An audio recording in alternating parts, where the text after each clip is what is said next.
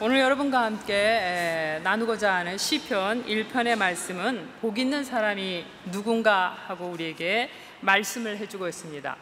우리 세계에서 가장 한국 사람이 좋아하는 말이 뭐냐 하면은 복이라는 것을 한국 사람들이 특히 좋아합니다. 세계 어느 나라 유래를 찾아볼 수 없을 만큼 한국 사람들은 복이라는 걸 참 좋아해요. 그래서 이제 계절의 첫 계절 봄이 되면은 사람들이 제일 많이 대문에다 써붙이는 게 물론 입춘대길 그렇게도 쓰지만은 주로 많이 쓰는 게 소지 황금출 계문 만복래, 그런 아주 어려운 말을 써붙인다고 합니다. 이제 한문인데 그 다 표준말인지 모르겠어요. 저희 부모님은 저한테 가끔 야 소지해라 그런 말을 많이 하셨어요. 그런 말 쓰세요? 사투리인지 모르겠어요. 또 부모님이 저 남쪽 분이시라 야 방 소지 좀 해라 그러는데, 여기 보니까 소지 황금출, 그 말은 청소, 소지해라 하면서 청소하라는 말입니다. 전라도에 쓰나요? 소지라는 건 청소라는 말이에요. 그래서 소지 황금출 무슨 말이냐면 땅을 쓸면 땅에서 황금이 나오고 계문 만복래, 문을 활짝 열면 만복이 다 집으로 들어온다, 그런 뜻이에요. 봄이 되면은 이런 말을 써붙이고서 정말 올 한 해는 많은 복을 받기를 원해서 이런 글자의 문구를 써붙인다고 합니다. 그러니까 쉽게 말하면 올 한 해는 큰 부자 되고 복이란 복은 다 우리 집으로 들어오게 해달라는 그런 기원의 말을 써붙이는 거죠. 이렇게 한국 사람들이 참 복을 좋아해요. 그래서 또 새해가 밝으면 어떤 인사를 합니까? 다른 인사 다 제껴두고 하는 말이 있죠. 새해가 되면 제일 먼저 하는 말이 새해 복 많이 받으세요. 많이에다 강조를 둬야 돼요. 그래서 새해 복 많이 받으세요. 그러면 사실 사람들이 좀 기분 나빠요. 왜? 복 조금 받으라는 얘기 같잖아요. 그러니까 새해 복 많이 받으십시오 해서 많이에다 강조를 두면 사람들이 제일 좋아합니다. 한국 사람들이 좋아하는 말이에요. 그래서 한 해는 정말 복을 많이 받기를 바라면서 이런 우리가 인사를 주고받습니다. 또 우리 한국 사람들이 복을 얼마나 좋아하는지 인사만 할 뿐만 아니라 어떻게 해요? 복이란 말을 새해가 되면 대문 앞에 크게 복자를 써가지고 대문 앞에도 붙이고, 또 그것도 모자라서 어떻게 해요? 장롱, 가구에다가도 다 붙이고, 또 어디다 붙입니까? 그릇.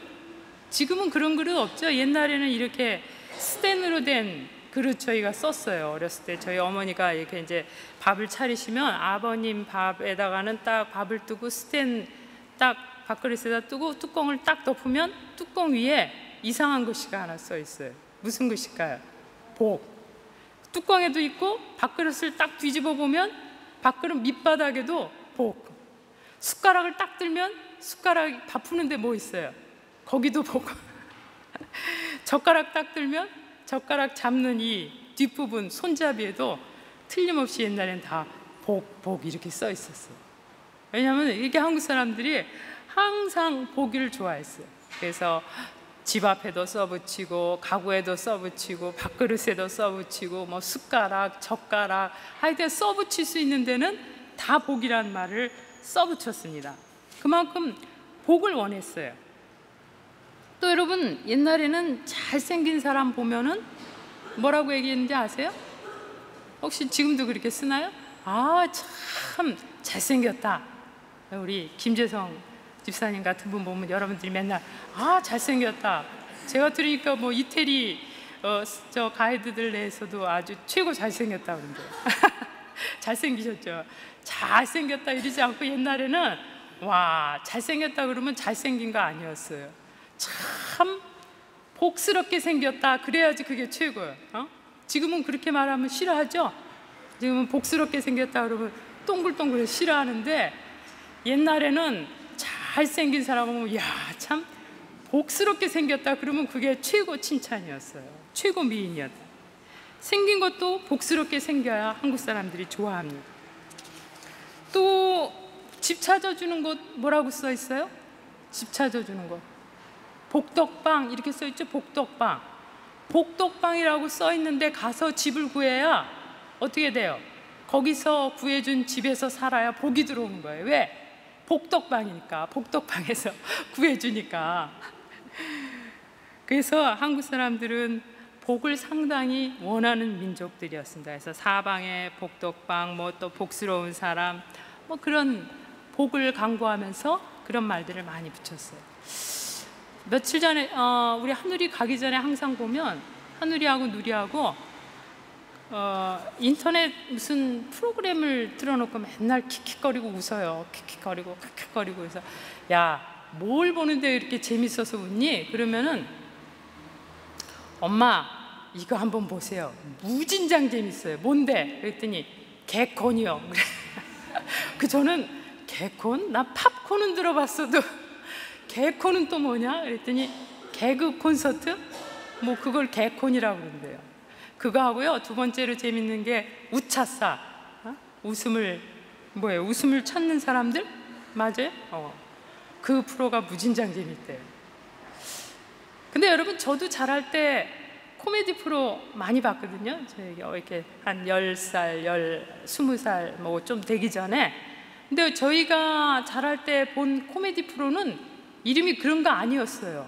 뭔지 아세요 혹시? 우리 남권사님, 한국에서 코미디 프로 맞아요. 그거였어요. 코미디 프로도 웃으면 복이 와요. 코미디도 말이에요. 봐서 복이 오는 거, 그런 프로그램이 최고였어요.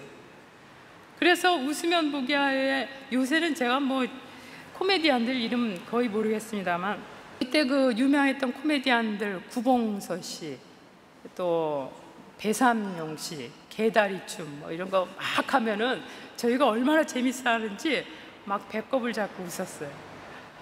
하여튼 이런 코미디 프로그램도 웃으면 복이 와요. 복이 들어가야지 사람들이 많이 봐요.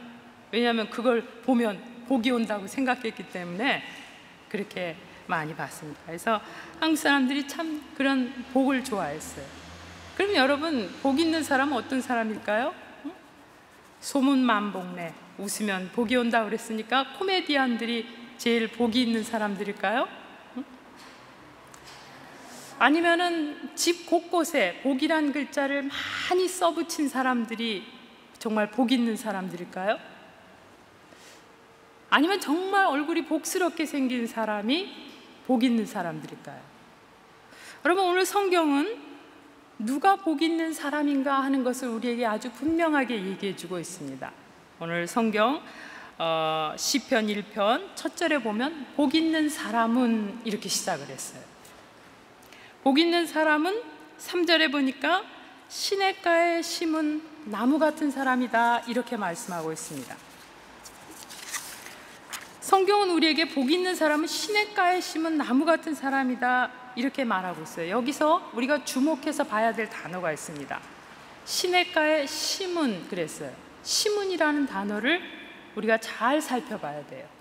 심었다는 건 뭡니까? 심었다는 거는 어딘가 다른 데 있던 나무를 파서 옮겨서 심었다는 거예요. 그렇지 않고 그 자리에서 계속 자라는 나무라고 한다면 뭐라고 할까요? 시냇가에 있는 나무는, 이렇게 표현을 해야 됩니다. 근데 오늘 보니까 시냇가에 심은 나무는 그랬어요. 여기 원어로 심은이라는 말은 샤툴이라는 말입니다. 샤툴이라는 말 자체가 옮겨 심었다, 그런 말이에요. 누군가에 의해서 다른 데서 이곳으로 옮겨 심어졌다 하는 그런 뜻이 샤툴입니다. 성경은 오늘 복 있는 사람은 시냇가에 심은 나무 같은 사람이다 그랬어요. 근데 여기 원어 샤툴은 수동태예요. 내가 그러니까 이 자리보다는 이 자리가 좋겠다 해서 내 힘으로 움직여서 옮겨가는 게 아니라 내 힘으로는 도저히 옮겨갈 수 없는데 누군가, 수동태, 다른 사람에 의해서 옮겨진 거예요. 그게 바로 샤툴, 심은이라는 뜻입니다. 여러분, 그럼 어디서 옮겨 심어졌을까요? 이스라엘이라는 나라는 물이 대단히 귀한 나라였어요. 그래서 이스라엘, 저도 가보진 못했는데 이스라엘 지형을 보면은 영토 대부분이 광야이고 사막이 많습니다. 그래서 이스라엘 지형 자체가 나무가 이렇게 자라기 쉽지 않은 지역이에요. 근데 여러분, 우기에 잠깐 많은 비가 내립니다, 사막에.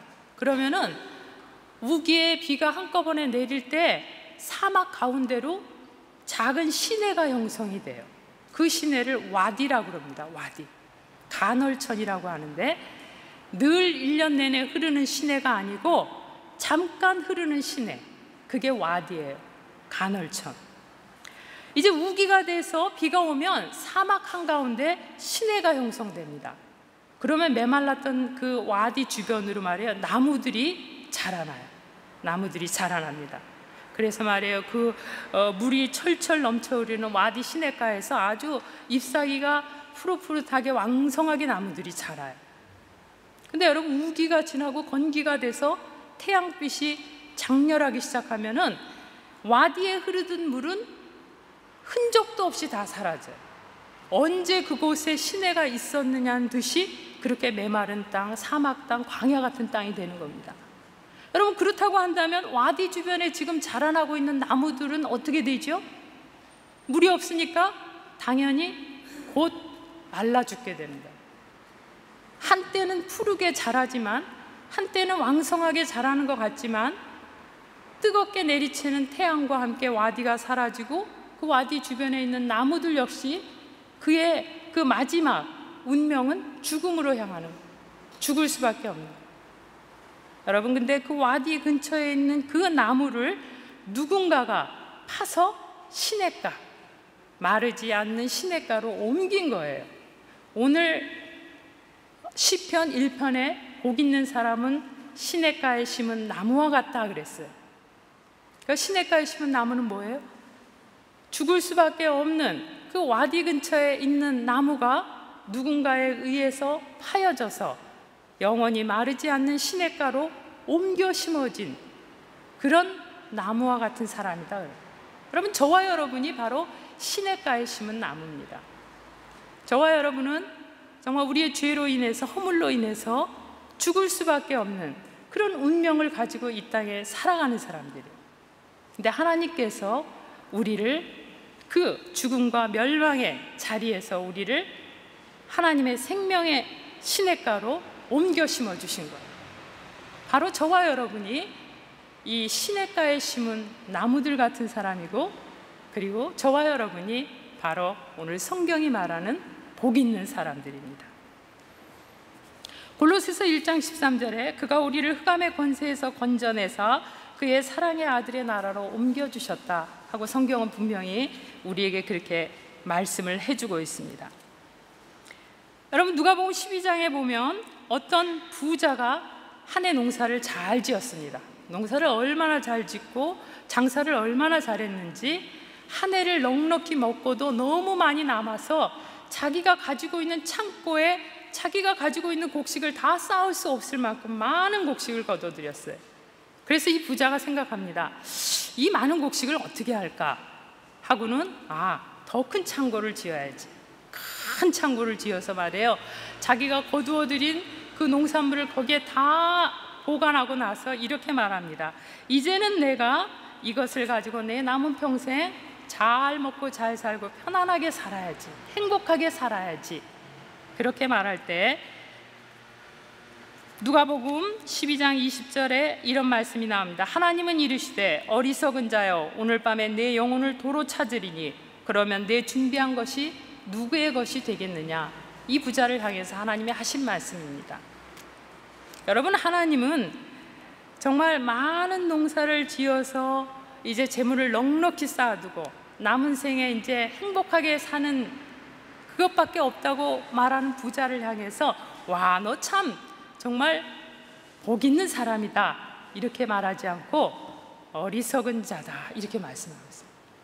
여러분, 영혼의 문제를 생각하지 않고 세상에 보이는 재물만 바라보면서 살아가는 사람을 향해서 하나님은 분명하게도 복 있는 사람이다 말씀하시지 않았습니다. 어리석은 사람이라고 말씀하셨어요. 여러분, 우리는 정말 하나님께서 우리를 저 멸망, 사망에서 옮겨서 예수 그리스도의 생명의 시냇가로 옮겨준 복된 사람들입니다. 복 있는 우리들은 그러면 어떻게 살아가야 될까요? 오늘 본문 1절에 보니까 첫째는 악인의 꾀를 따르지 아니한다 그랬어요. 여러분, 악인이라는 게 뭡니까? 악인이라는 게 세상에서 말하는 강도, 도둑, 막 이 폭력배, 물론 이런 사람들도 악인입니다. 근데 오늘 성경에서 말하는 악인은 하나님과의 관계에서의 악인을 말하는 거예요. 여기 악인의 꾀를 따르지 아니한다, 꾀라고 말을 했습니다. 복 있는 사람은 이 세상 살아가면서 자기의 꾀, 자기의 잔꾀를 믿고 살아가면 안 됩니다. 하나님은 여기 분명하게 이러한 사람을 악인이라고 규정을 했어요. 하나님의 말씀을 쫓아서 하나님의 뜻을 쫓아 살지 아니하고 자기의 꾀, 자기의 재주를 믿고 살아가는 사람을 향해서 하나님은 악한 사람이다 말씀하고 있습니다. 복 있는 사람은 악인의 꾀를 따르면 안 됩니다. 하나님을 의지하고 하나님의 말씀을 쫓아가는 사람입니다. 둘째는 죄인의 길에 서지 아니하며 그랬어요. 복 있는 사람이 하지 말아야 될 것 둘째는 죄인의 길에 서지 않는 겁니다.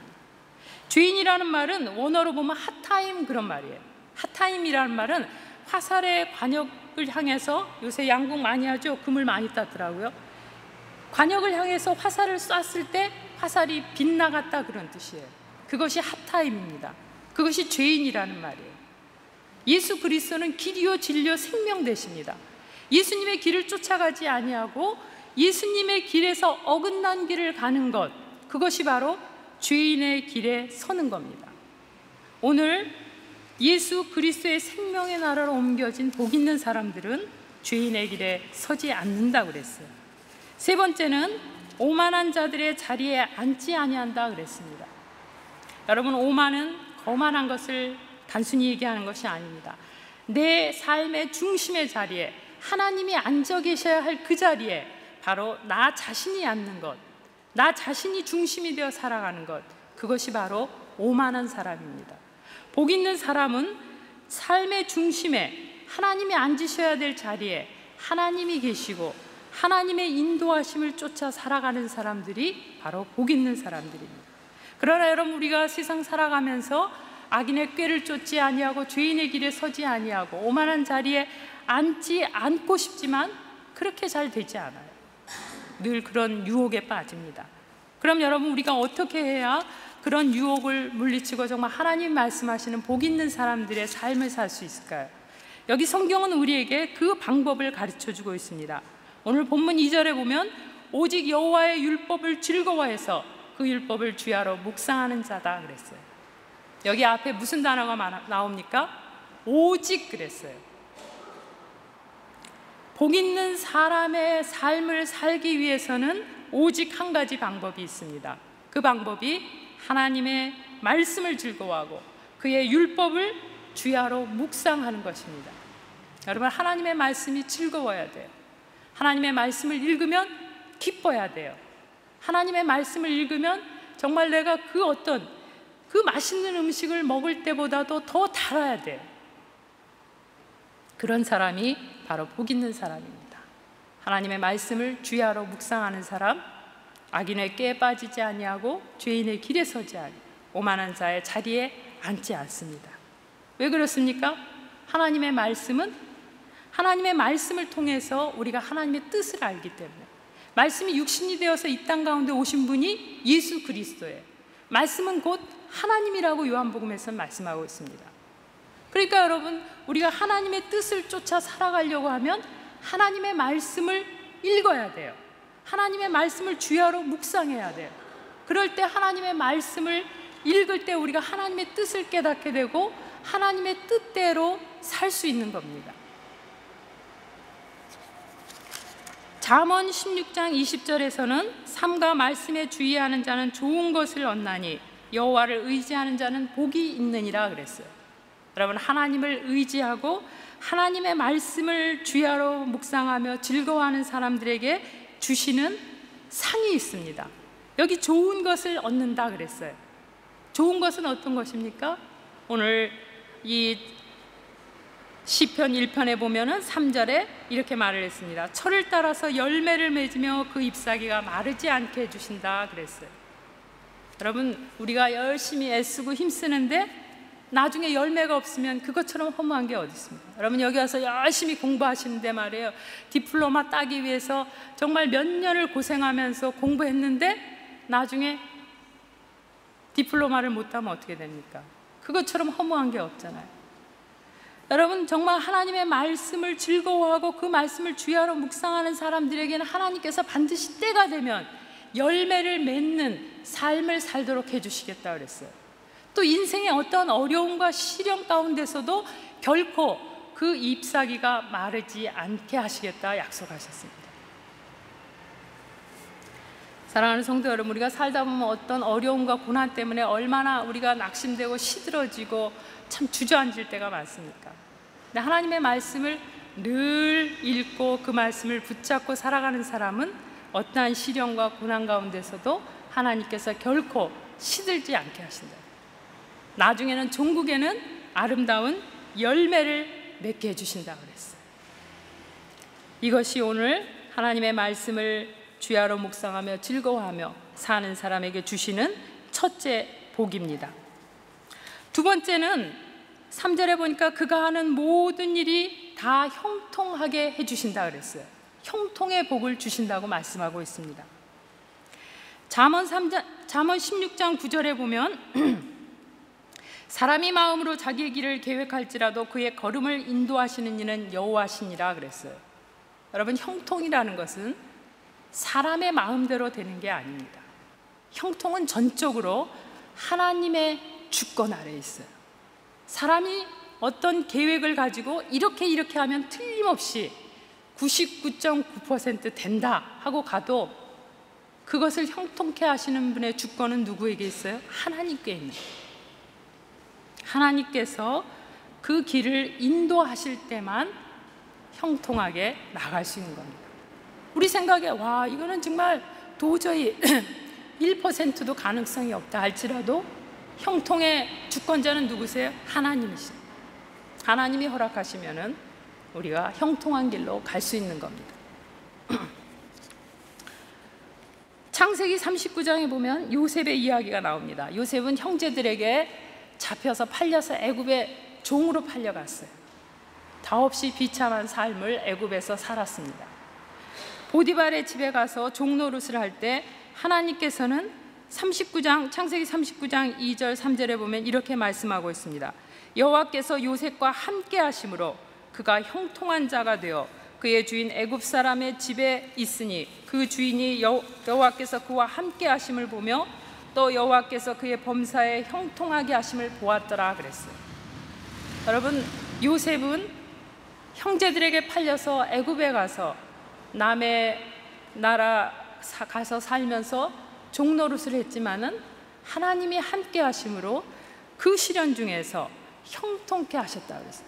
여기 보면 범사에 형통케 하셨다 그랬어요. 여러분, 그거를 본인이 얘기한 것이 아니라 여기 보면 그의 주인 보디발이 여호와께서 그와 함께 하심을 보고 여호와께서 그의 범사에 형통하게 하심을 보았다 그랬어요.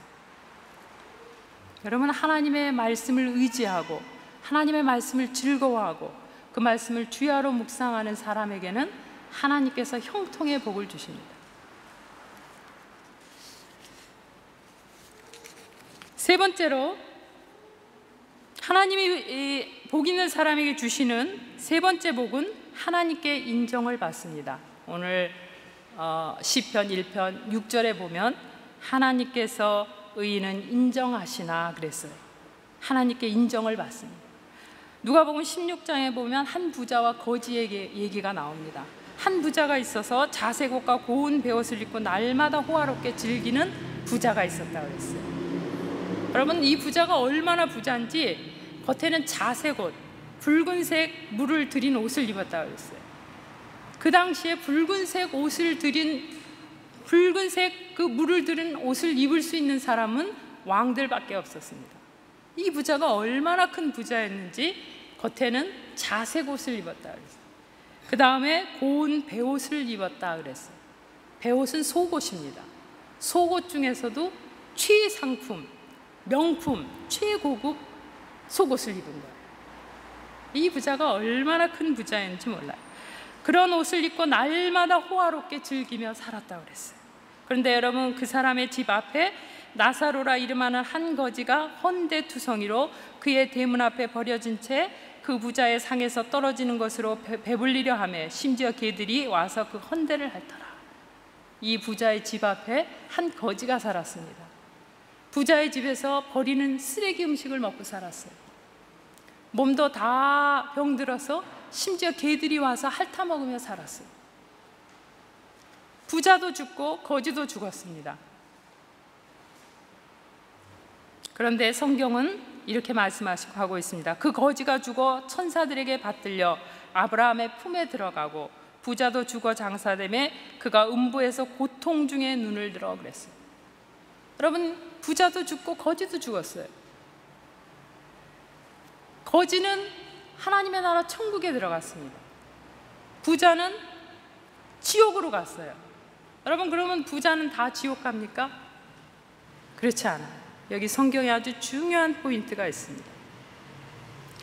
누가복음 16장에 보면 그 부자를 일컬어서 한 부자가 있어 이렇게 말씀했어요. 그런데 이 거지를 일컬어서는 나사로라 이름하는 한 거지가 그랬어요. 여러분, 이 거지를 하나님께서 아시는 거예요. 나사로라 이름하는 한 거지, 하나님이 그의 이름을 알고 기억하시는 겁니다. 그러나 세상에서는 온갖 부귀, 영화를 누리며 사람들의 눈에는 복 있는 사람처럼 보였던 이 부자는 하나님이 그의 이름을 기억하지 못했어요. 그냥 한 부자가 있어 이렇게 말씀하고 있습니다. 여러분, 하나님이 기억하지 못하는 사람은 결코 천국에 들어가지 못합니다. 하나님이 알지 못하는 사람, 하나님이 기억하지 못하는 사람은 천국에 들어갈 수 없어요. 오늘 성경은 이것을 우리에게 분명히 말씀해 주고 있습니다. 복 있는 사람에게 주는 세 번째 복, 하나님께 인정을 받았다 하는 말은 하나님이 그를 아신다 하는 뜻이에요. 하나님이 그 사람을 알고 계신다, 그런 말씀입니다. 하나님이 그를 알면 어떻게 돼요? 하나님이 아는 사람은 어디에 가요? 천국에 가는 거예요. 천국을 소유하는 겁니다. 신령한 복을 갖게 되는 겁니다. 사랑하는 성도 여러분, 오늘 하나님께서는 우리를 향해서 너는 복 있는 사람이다, 너는 사망에서 생명으로 옮겨진 사람이다 말씀하셨어요. 그리고 오늘 우리에게 복 있는 사람은 하나님의 말씀을 즐거워하고 주야로 묵상하는 사람이다 말씀하셨어요. 하나님의 말씀을 즐거워하고 그 말씀을 주야로 묵상하는 사람들에게 주시는 복, 그 상을 세 가지로 분명하게 우리에게 말씀하셨습니다. 여러분, 이 말씀을 꼭 기억하시길 바랍니다. 하나님께서는 이 땅에 살면서 여러분이 수고하고 애쓰는 일에 반드시 열매 맺게 하십니다. 그리고 여러분이 어떠한 고난 중에서도 그 잎사귀가 시들지 않게 하신다 말씀하셨습니다. 둘째는 여러분이 무슨 일을 하든지 어떤 일이든지 하나님께서 여러분의 하시는 일을 형통케 해주시겠다 말씀하셨어요. 이건 다 땅의 복입니다. 하나님은 땅의 복을 무시하시는 분이 아니에요. 내가 이 땅 사는 동안에 이와 같은 복을 주시겠다 하고 분명하게 약속하셨어요. 그러나 여러분, 땅의 복만 가지고 살아가는 사람은 진정한 복을 소유한 사람이 아닙니다. 하나님께서는 하늘의 신령한 복을 약속하셨어요. 그것이 바로 천국을 우리에게 허락하신 겁니다. 하나님의 말씀을 여러분의 삶 가운데서 즐거워하시기를 부탁합니다. 하나님의 말씀을 주야로 늘 묵상하며 그 말씀을 붙잡고 살아가시기를 축원합니다. 하나님께서 여러분에게 땅의 복과 하늘의 신령한 복으로 충만하게 채워주실 줄 믿습니다. 기도하겠습니다. 하나님, 감사합니다. 정말 죄와 사망과 허물 가운데서 죽을 수밖에 없는 저희들을 하나님께서 예수 그리스도 안에서 생명시내로 옮겨주시고 너는 복 있는 사람이다 칭해 주시니 감사합니다. 우리가 이 땅 살아가는 동안에 하나님 말씀을 즐거워하고 그 말씀을 주야로 묵상할 때 하나님께서 오늘 우리에게 약속하신 땅의 복과 하늘의 신령한 복을 받아 하나님 영광 나타내는 귀한 복된 삶을 살 수 있도록 인도하여 주시옵소서. 감사하며 예수님의 이름으로 기도하옵나이다. 아멘.